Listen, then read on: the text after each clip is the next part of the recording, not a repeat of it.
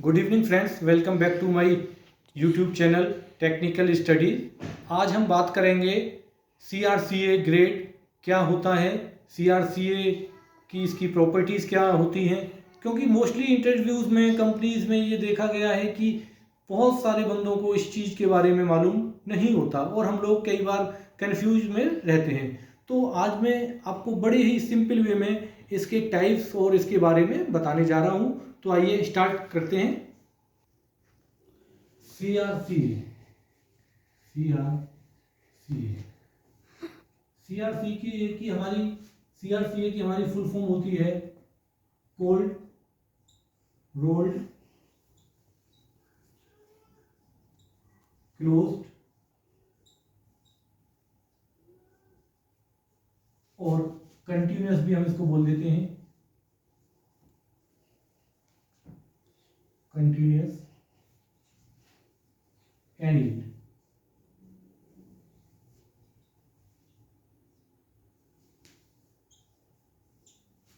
Cold rolled closed या continuous एनीड, ये हमारी सीआरसीए की फुल फॉर्म होती है। हमारा सीआरसीए कॉइल मोस्टली 0.1 mm से 3 mm थिकनेस में मिलती है।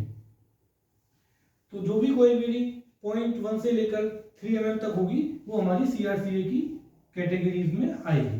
अब हम बात करते हैं टाइप्स और ग्रेड्स ऑफ सीआरसीए ग्रेड।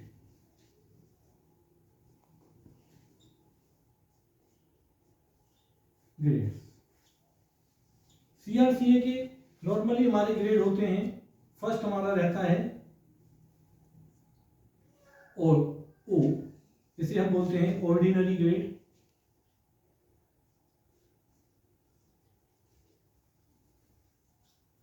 सेकंड हमारा होता है डी, ड्रॉ, क्वालिटी होती है इसकी। थर्ड हमारा होता है डीडी, इसको हम बोलते हैं डीप ड्रॉ।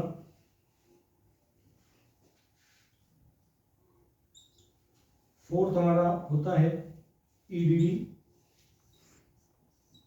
इसको हम बोलते हैं extra deep draw.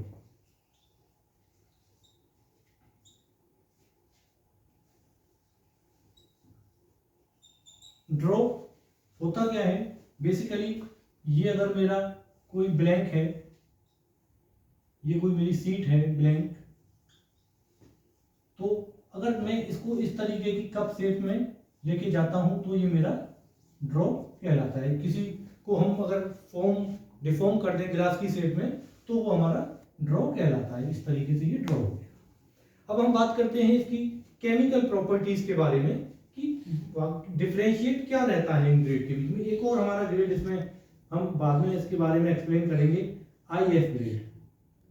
If grade ये ईडीडी से भी सुपीरियर ग्रेड होता है। तो आइए स्टार्ट करते हैं इनकी केमिकल प्रॉपर्टीज के बारे में। ये हो गया हमारा ओ, ये हो गया डी, ये हो गया डीडी और ये हो गया हमारा ई डी डी।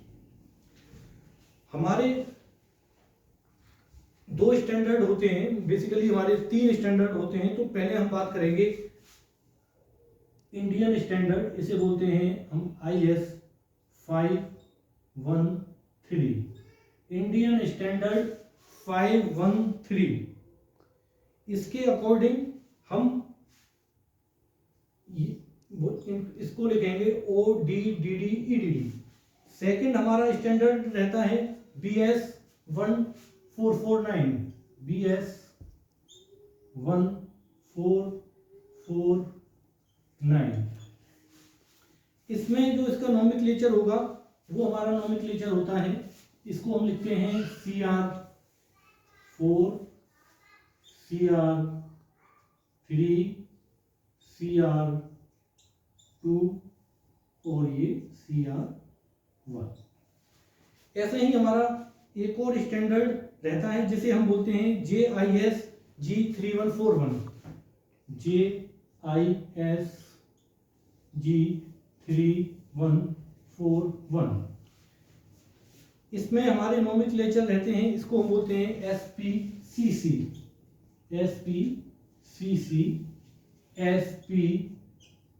SPCD और फिर हमारा SPCE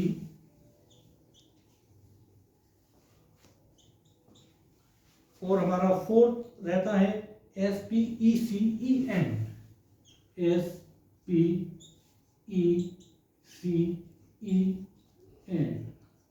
तो हमारे बेसिकली जो इन ग्रेड्स के नोमेनक्लेचर होते हैं, अगर हम बात करेंगे इंडियन स्टैंडर्ड 513 में हमारे OD DD EDD, एक और हमारा स्टैंडर्ड रहता है ब्रिटिश स्टैंडर्ड बोलते हैं हम इसे BS1449।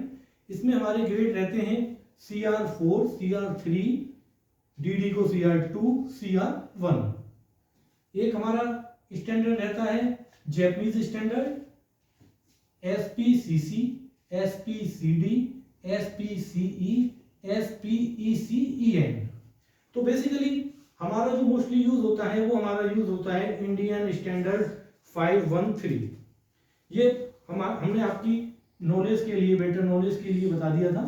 तो अब हम बात करेंगे अपने इंडियन स्टैंडर्ड 513 में इनके कार्बन परसेंटेज और केमिकल कंपोजिशन के बारे में। तो ऑर्डिनरी ग्रेड में क्या रहता है, यहाँ पर कार्बन परसेंटेज मैक्सिमम Mn, दूसरा हमारा एलिमेंट होता है परसेंटेज मैक्सिमम कितना होता है, तीसरा हमारा होता है सल्फर परसेंटेज मैक्सिमम और हमारा phosphorus percentage maximum. Ordinary grade में जो हमारी कार्बन की परसेंटेज होती है वो रहती है 0.15%, डी में हमारी होती है 0.12%, डीडी में हमारी परसेंटेज रहती है 0.10%, इसमें हमारी रहती है 0.08%। तो आप यहाँ पर एक रिलेशन देखते हैं कि जैसे जैसे मेरा कार्बन का परसेंटेज कम होता जाता है वैसे वैसे मेरी ड्रॉ की कैपेबिलिटी बढ़ती जाती है। यानी मेरा कार्बन का परसेंटेज 0.15% है तो ऑर्डिनरी ग्रेड है। अब ऑर्डिनरी ग्रेड हम कहाँ यूज करते हैं, ऑर्डिनरी ग्रेड जैसे हम मार्केट में जाते हैं बॉक्सेस लेने के लिए जिसमें हम कुछ गेहूं रखते हैं, वो टंकियां जो रहती हैं वो भी हमारी ऑर्डिनरी सीट की बनी होती है, तो वहां पर हमारे ऑर्डिनरी ग्रेड यूज होता है।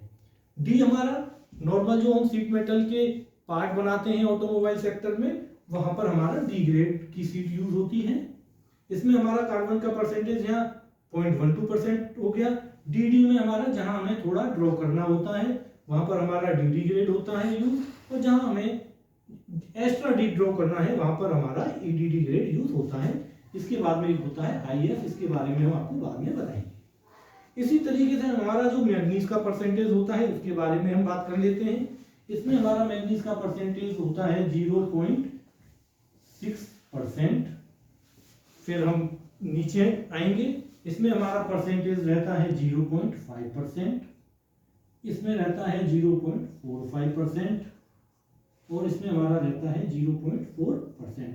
तो यहाँ भी आप देख रहे हैं कि जैसे जैसे हमारी ड्रॉ की कैपेबिलिटी बढ़ती जा रही है तो वैसे वैसे हमारा मैग्नीज का परसेंटेज कम होता जा रहा है। तो हमें सिंपल बस इतना याद रखना है कि कार्बन का परसेंट और मैग्नीज का परसेंट हमारा कम होता जाएगा तो हमारी ड्रॉ की क्षमता बढ़ती जाएगी। तो ये हमारा इसके टाइप्स हो गए। अब जो इसकी सरफेस वैल्यू होती है उसको मेजर करने के लिए सरफेस फिनिश, इसके बारे में बता देते हैं। सरफेस फिनिश इसको मेजर करने की एक यूनिट होती है जिसे बोलते हैं हम RA वैल्यू। तो हमारी CRCA सीट की RA वैल्यू जो रहती है वो रहती है 6.5 माइक्रोन मैक्सिमम। तो दोस्तों ये था आज का टॉपिक हमारा CRCA सीट। तो एक बार मैं दोबारा से पूरा रिव्यू आपके सामने कर देता हूं। CRCA को हम बोलते हैं कोल्ड रोल क्लोज्ड या कंटिन्यूअस एंगल। मोस्टली हमारी 0.1 mm से 3 mm थिकनेस में मिलती हैं ये सीट्स। इनके ग्रेड हमारे रहते हैं O ordinary grade, D draw quality होती है, डी डी डीप ड्रॉ होता है, E D D extra deep draw रहता है। ऑर्डिनरी ग्रेड हमारे जो मार्केट में हमारी सीट्स मिलती हैं, चादर मिलती हैं बॉक्सेस वगैरह के लिए, वहाँ पे यूज होता है।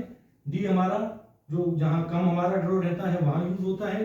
डी डी हमारा थोड़ा ज़्यादा ड्रॉ रहता है, और एक्स्ट्रा डीप ड्रॉ जहाँ पे हमारा काफ़ी 100 mm से भी ज़्यादा का ड्रॉ हमें करते हैं तो हम एक्स्ट्रा डीप ड्रॉ यूज करते हैं। फिर हमने आपको इनके तीनों के ये स्टैंडर्ड बताए थे, IS 513 तो हमारा जो मोस्टली चलता है ऑटोमोबाइल में वो IS 513 चलता है। इसमें हमने कार्बन का परसेंटेज और मैग्नीशियम का परसेंटेज बता दिया, बाकी दो एलिमेंट हमारे सल्फर और फास्फोरस रहते हैं। तो ये था आज का टॉपिक।